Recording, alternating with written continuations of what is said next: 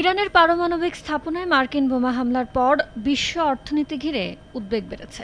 এর মধ্যে ইরানের সংসদ বিশ্বের অন্যতম গুরুত্বপূর্ণ জ্বালানি পরিবহন পথ হরমুজ প্রণালী বন্ধের পক্ষে ভোট দিয়েছে।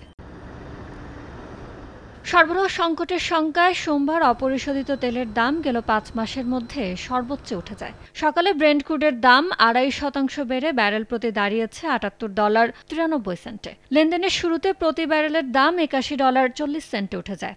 আর মার্কিন ওয়েস্ট টেক্সাস ইন্টারমিডিয়েট WTI অপরিশোধিত তেলের দামও ২.৫% বেশি বেড়ে প্রতি ব্যারেল দাঁড়িয়েছে $৭৫.৭৩।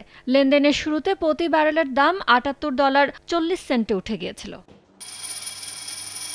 বিপরীতে রোববার সকালে বিশ্বের বৃহত্তম ক্রিপ্টোকারেন্সি বিটকয়েনের দাম ৪% বেশি কমে $৯৯,২৩৭ নামে।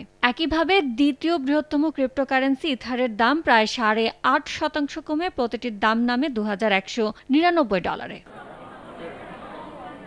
এদিকে বর্তমান প্রেক্ষাপটে মার্কিন কেন্দ্রীয় ব্যাংক ফেডারেল রিজার্ভের সুদের হার কমানোর সম্ভাবনা কমে আসায় চাহিদা কমেছে স্বর্ণের। এতে দাম কিছুটা কমে আউন্স প্রতি $৩,২৫৯ নেমেছে।